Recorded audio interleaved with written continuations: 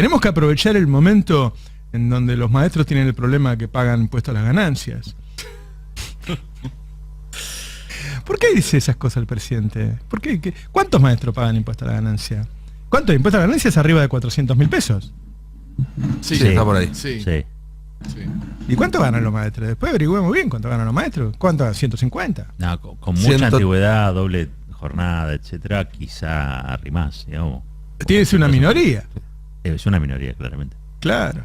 Sí, hoy el salario docente creo que depende mucho de la provincia, pero en 130 el inicial por turno. Claro. Por turno. Bueno, muchos trabajan 2 turnos. Lo que quiero decir es que cuando vos le hablas a mucha gente, como le habla un presidente de la nación, el mensaje tiene que ser para la mayoría, no para la minoría. No importa si hay una directora que paga impuestos a las ganancias. Vos le estás hablando, no sé, maestros debe haber miles, decenas de miles, qué sé yo. Aparte, con la experiencia que tiene Alberto Fernández, ya tiene que saber a esta altura qué frase no es afortunada dentro de un discurso, ¿no? Le pasó la otra vez con la cola en los restaurantes, que puede ser cierto en algunos barrios de la ciudad de Buenos Aires que hay espera para los restaurantes los fines de semana. Pero si vos decís, la gente, ahora el problema, que la gente está esperando y hace cola en los restaurantes, hay mucha gente que no va a un restaurante ni por casualidad y dice, pero ¿de qué está hablando el presidente? Eso fue sacado de contexto porque él hablaba, en ese momento, estaba hablando de que el Estado había ayudado a todas las empresas, entre ellos a los gastronómicos. ¿Se acordás que estuvo mucho tiempo con los gastronómicos porque nunca podían abrir? Y entonces lo sacaron de contexto. Pero bueno, tiene que cuidarse como de hacerse encima. También, ¿no? Ya sabés que te van a sacar de contexto. Todo el tiempo. Si comunicás de forma profesional, tenés que hacerlo para minimizar el riesgo de que eso suceda. Igual son errores que le pueden pasar a cualquiera. Yo me acuerdo cuando Cristina dijo lo de la tendinitis de los que atendían en el subte, los boleteros del subte o del tren. Sí. ¿Te acuerdan de esa? Sí. Y uno decía, ¿qué necesidad? Es una enfermedad laboral y sí, está todo el día, no sé qué, tenés que levantar. Y te puede agarrar, ¿no? Es como...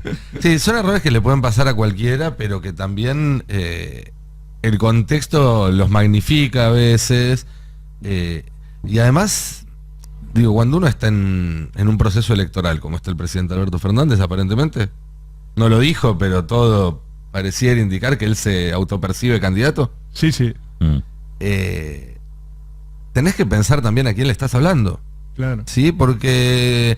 Lo de las colas de los restaurantes a lo mejor es algo que puede joder un poco a una clase media que quizás no te va a ir a votar, pero los docentes son parte del núcleo duro del voto peronista histórico. Si no te votan los docentes, no podés ni empezar a pensar en un balotaje. Sin duda que ha habido una preocupación, porque el sueldo sea mayor de los docentes, o sea, el salario nacional, que Macri lo había abandonado, él lo puso otra vez sobre el tapete, que te marca un piso para todos, y en la provincia de Buenos Aires, bueno, los maestros están contentos con Axel, claramente ahí hay.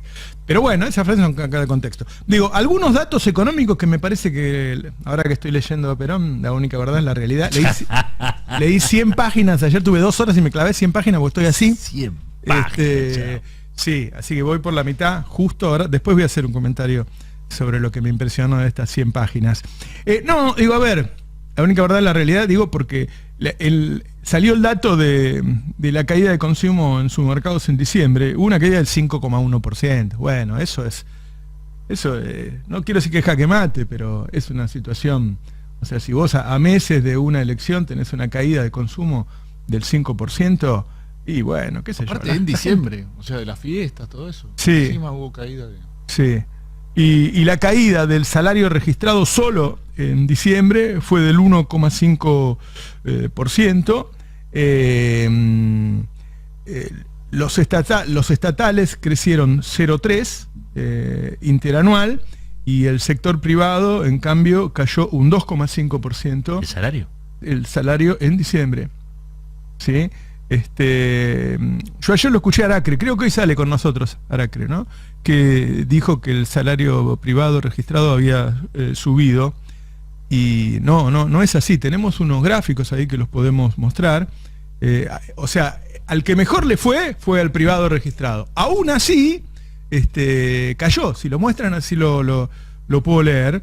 y cayó, a ver, ahí lo tenemos, en 2020 el salario privado formal, es decir, la gente que está en blanco en una empresa privada, su salario real, es decir, su salario comparado con la inflación, en 2020 cayó 1,2%, en 2021 cayó 3,2% y en 2022 cayó 0,6%. Es decir, cayó en todos los años de este gobierno. Después uno puede decir, bueno, la pandemia, la guerra, yo vivo contextualizando el gobierno de Alberto. Lo que no se puede decir es que mejoró. Lo que no se puede decir es que mejoró. Ese segundo gráfico es terrible porque si, va para atrás y ahí tenés unas comparaciones que te muestran que el salario real está más o menos como la convertibilidad.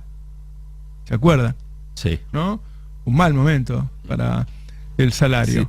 Sí. Está bajo, ¿ves?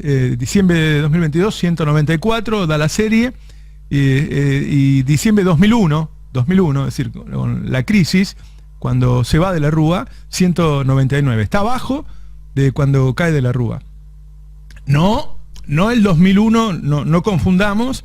Diciembre no el 2002, no 2002, no después de la gran crisis. Porque la gente piensa siempre que la crisis fue en 2001 y no fue en 2001. En 2001 cae de la Rúa y la devaluación es posterior, pero venías de varios años de recesión. Sí. Ahí, es decir, la gente ya estaba mal y el salario privado registrado está abajo de diciembre de 2001. Es decir, por eso se piensa que el Frente de Todos va a perder las elecciones. Sí. No porque si es Massa o Capitanicho, se piensa que va a perder las elecciones porque la gente está mal. Uno puede decir, está mal porque Macri le dejó 8 millones de personas comiendo en comedores, dejó default en pesos, en dólares, dejó deuda con el FMI y después vino una pandemia, después vino una guerra. Y en gran parte sí, si uno debería dividir las responsabilidades de todo esto, gran parte, no sé, el 80% es responsabilidad de eso. Ahora, yo hoy, frente a esta situación, me parece que el Frente de Todos lo que puede darse es tomar algunas decisiones más allá de quién es el candidato, es decir, bueno, vamos a tener una política de ingresos muy agresiva. Es que cuando uno mira esos gráficos, el primero sobre todo, ve que de los últimos 8 años, de 2016 para acá, el salario real solo creció en 1. Y en los otros 7 cayó. En el 17 creció, sí. Año tras año fue cayendo y cayendo y cayendo. Y gobernaron primero Juntos por el Cambio y después el Frente de Todos. Por supuesto que el orden de los factores altera el producto. Y por supuesto que hubo una pandemia. Y por supuesto que hubo una guerra. Pero la gente ya está harta también de que todos los años su sueldo valga un poco menos que el anterior. Y es lógico. Sí. Entonces, si después vemos que Milei saca 15, 20, 25, 30, se mete en un balotaje, gana. Bueno, ahí también hay que buscar el motivo. Hace 8 años, con gobierno de un color, de otro, a la gente le va cada vez un poquito peor. Mira, te doy un detalle más. Viste que los ingresos se dividen en deciles, ¿sí? En 10 partes del 10%. El decil más pobre en esta caída, en realidad cayó 5,1 el año pasado. Y el más rico cayó 1,2. Es decir, se sigue... El que menos gana es el que más ve caer de su salario, claro, porque es el que tiene menos oportunidad de defenderlo. Estamos hablando de registrado, ¿eh? No está todavía no está el dato de 2022, que se hace por encuesta, lo hace el INDEC, que tarda un poco más en salir. Estamos hablando de los que más tienen posibilidad de defender su salario por las paritarias, ¿no? Porque tienen un sindicato que se supone que los defiende. Entonces, bueno, la única verdad es la realidad, es eso. ¿Y qué hace la derecha? Te dice, los últimos 20 años el país entró en decadencia. No. En los 20 años hubo 12 años donde el país andaba fenómeno. Después vino Macri y después vino este gobierno que cada uno, la historia dirá cómo se dividen las responsabilidades para este resultado, ¿no? Pero el tema es que vos vas a enfrentar la elección con esta situación. Y con un gobierno que con escasísimo poder, porque si vos tenés la justicia que hace lo que quiere, se te caga de risa, ¿no? Vos tenés una controversia con la Ciudad de Buenos Aires a la que se le subieron su coparticipación por decreto y cuando vos la querés modificar por ley, la Corte te dice que no y vos te enterás que la Corte habla con Larreta directamente. Tenés el Congreso que hoy debería tratar la moratoria previsional y Juntos por el Cambio está diciendo que no. Se da el lujo en este país de adelante de todo decirle que no a miles de personas que necesitan jubilarse. Consejo de la Magistratura, que debería tratar las aberraciones que están haciendo los jueces, está cerrado. Y hay un chat de Lago Escondido de Rendo diciendo no se hagan problema, que el Consejo de la Magistratura lo tenemos cerrado. Entonces, el poder, y ahí vuelvo al libro. Y vuelvo al libro que estoy leyendo de Conocer a Perón. Y la idea del poder que me generó primero, toda mi admiración por Abal Medina. Entre otras cosas, escribe muy bien. Hay momentos de alta calidad de escritura. Te cita vos, cita tu libro. En un momento cuenta que son cosas que uno ha leído muchas veces, pero esta es la mirada de alguien que estaba ahí, que era un protagonista, como Abal Medina. Perón vuelve, después de 17 años. ¿Saben lo que son 17 años? En una dictadura, porque la Lanús era una dictadura, no como Videla, pero era una dictadura. Entonces el tipo vuelve, después de 17 años, se baja de un avión en un país en donde hay un dictador, y el dictador le da la orden y él no la cumple. le dice que no se baje a saludar, y el tipo se baja a saludar. Sí. Y después le dice que lo primero que tiene que hacer es ir a hablar con él, y él le dice que no. Bueno, eso es el poder. Eso es que vos sentirte poderoso. Sí. Sí. Y no se puede gobernar sin eso. Ahora, eso te lo ganás. Y eso parece que no lo entendiera nadie, ni los compañeros, ni la derecha. Porque Cristina tiene eso. El poder que irradia Cristina, se lo ganó. Se lo ganó. Lo tiene por todo lo que hizo. Entonces, la derecha piensa que la puede proscribir, que la puede, qué sé yo, y la gente van a pasar 17 años y se va a seguir acordando de los años felices. No se va a olvidar. No se va a olvidar. Y Cristina va a seguir siendo poderosa. Y hay otro paralelismo ahí interesante para hacer, que Roberto seguramente, que es un gran conocedor de la historia del peronismo, va a poder ser más preciso que yo. Pero ahora que se discute si Cristina está proscripta o no, que hay que recordar que la proscripción es un término político, no jurídico. No hay ningún artículo del Código Penal que diga proscríbase.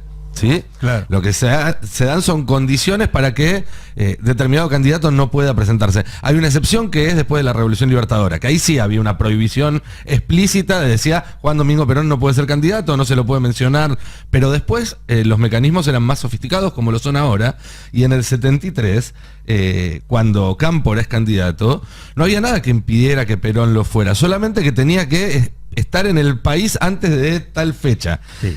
Que aceptarlo era aceptar de alguna manera las condiciones políticas, arriesgarse a que lo metan preso. Había una cuestión de cosas extras que no estaban escritas, que decían que Perón no podía ser candidato. Claro. Y hoy nadie duda de que Perón en el 73 estuvo proscripto y que para vencer esa proscripción tuvo que poner a otro candidato y que ganara. Así es. Bueno, ahora habría que recordarle a algunos que dicen que Cristina no está proscripta, esto mismo, Cristina está proscripta no porque haya una ley o una sentencia que diga proscríbase a Cristina, sino porque se buscó la forma a través de distintos mecanismos legales y paralegales de no dejarla ser candidata. Está muy bien. Y también que la manera quizás de romper esa proscripción sea ganando las elecciones, como fue en el 73. En el 73 Cámpora ganó las elecciones y por eso en el 74 Perón pudo volver a ser presidente.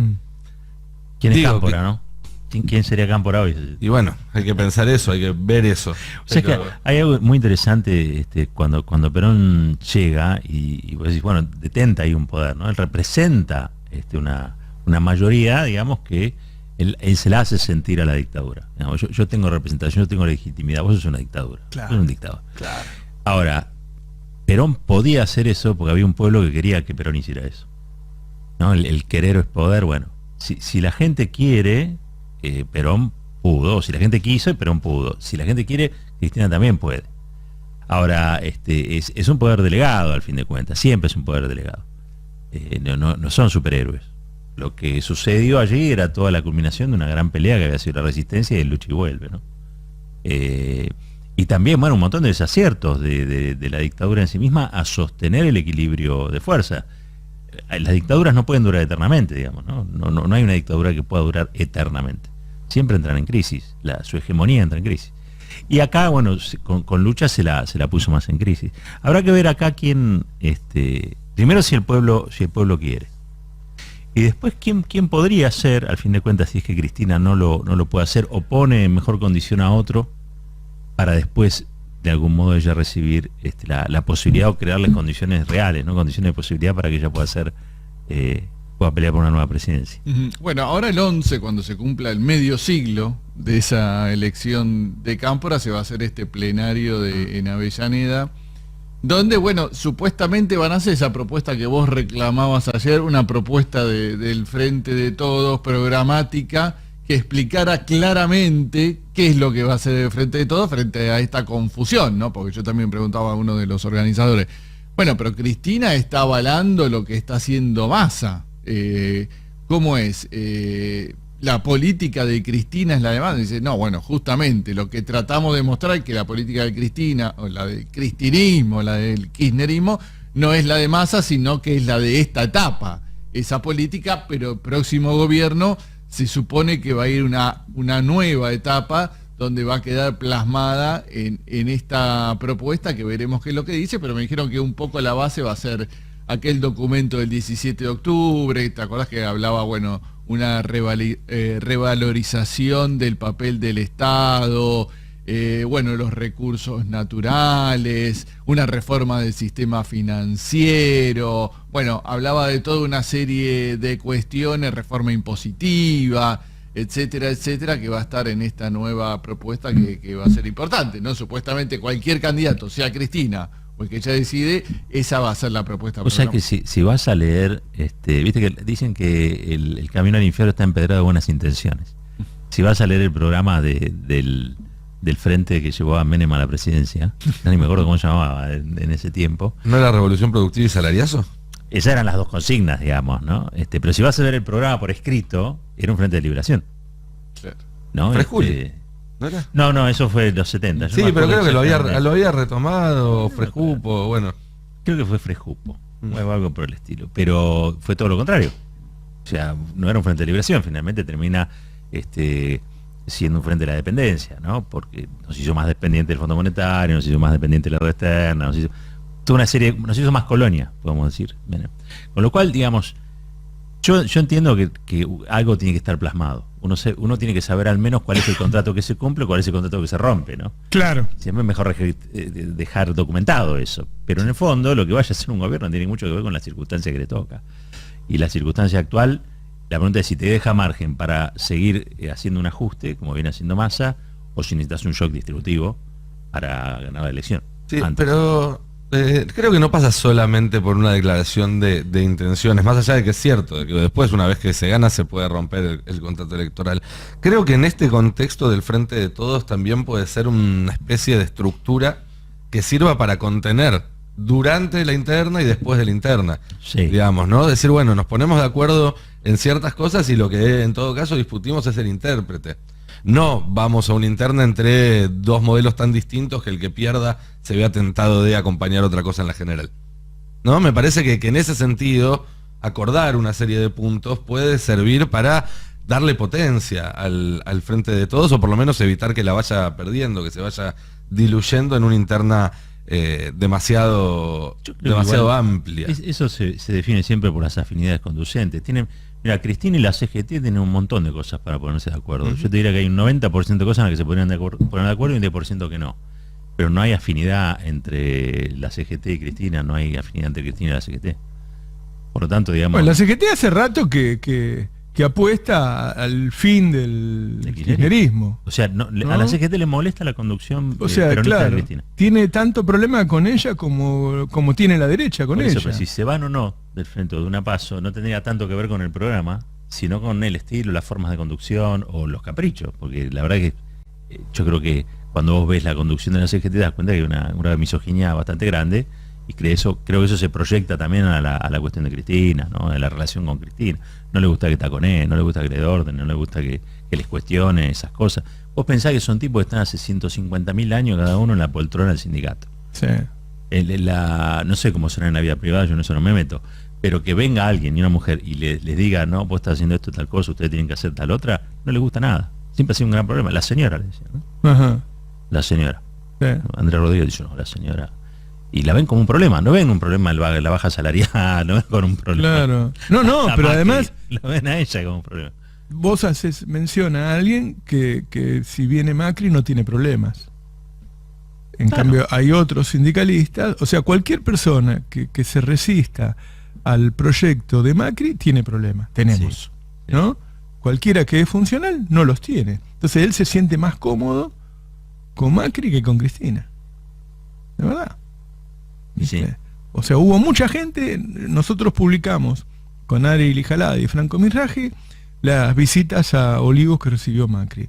Y hay 2 visitas secretas de los 3 líderes de la CGT que concuerdan con uno con la reforma previsional y otro con la reforma laboral.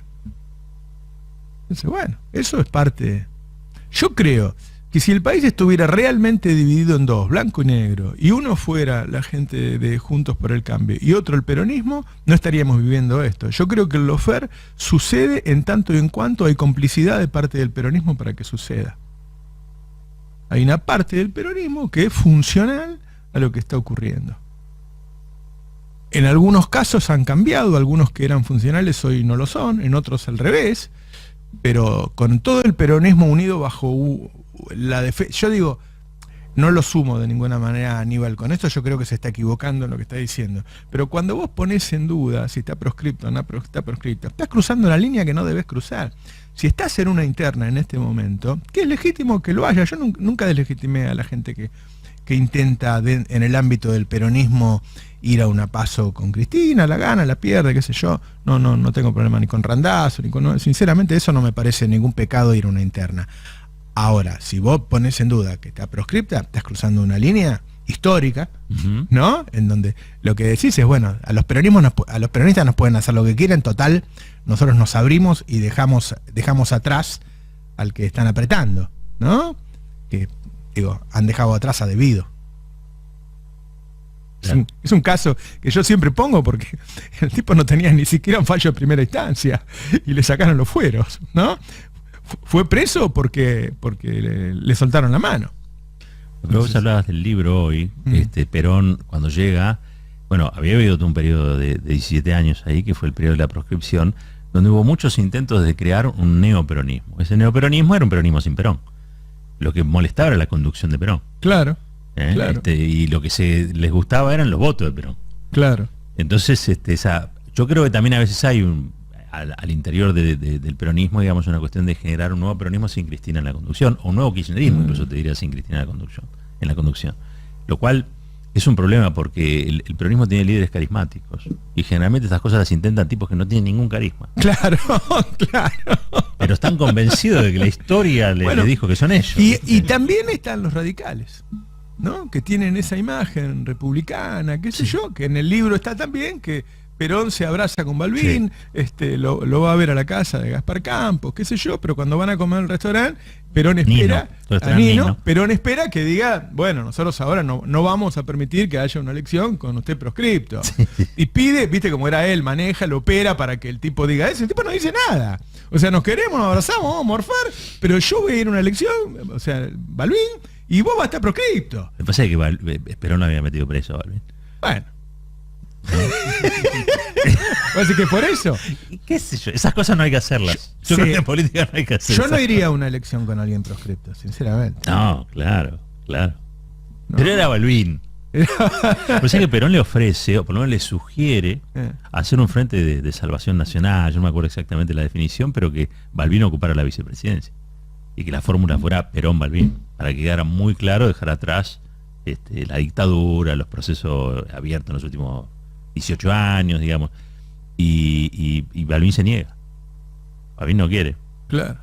O sea, lo deja pedaleando a Perón. No era, la fórmula no era Perón, Perón, era Perón-Balbín. Y no le funcionó. Porque la verdad también es esa, hay gente que nunca te va. Lo que pasa es que Balbín, habría que ver cuál era el grado de representación real que tenía Balbín, no le daba para competir con Perón. Y tampoco quería ser su segundo. Bueno, son cosas. Pero además, políticas. Vuelvo a tu editorial de hoy. Porque está tan estigmatizado el peronismo por momentos más que otros. O sea, cuando Cristina era la hegemonía, no pasaba, obviamente. Pero en ese momento, o en donde Messi acepta una foto con Macri, pero no acepta una foto con un gobierno peronista. ¿Por qué? Porque es aceptable una foto con Macri. Sí, claro. Bueno, Entonces, acercarse a Cristina hoy es eso, acercarse a Perón en ese momento hoy es eso. A mí me ha pasado, ahora menos, supongo que me volverá a pasar el año que viene, cuando estaba Macri, había gente, personajes públicos importantes, intelectuales, artistas, que me escuchaban, me mandaban mensajes, pero que me pedían que no dijera que me escuchaba. Yo no me enoja, al contrario, un orgullo que me escuchen.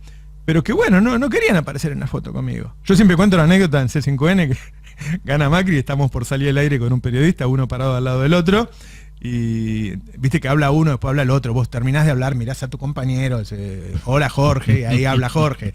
Y yo hablo, cuando digo hola Jorge, Jorge se había ido. Digo, vamos a la tanda, digo, che, ¿qué pasó? Este muchacho se sintió mal, no, renunció. ¿Cómo renunció cuando estábamos al aire? Sí, no quería salir con vos. No quería salir en la foto conmigo. Entonces, eso existe, eso es así. Entonces, ahora que uno piensa que lo más factible es que gane la derecha, ojalá que no, y haremos todo lo posible para que no.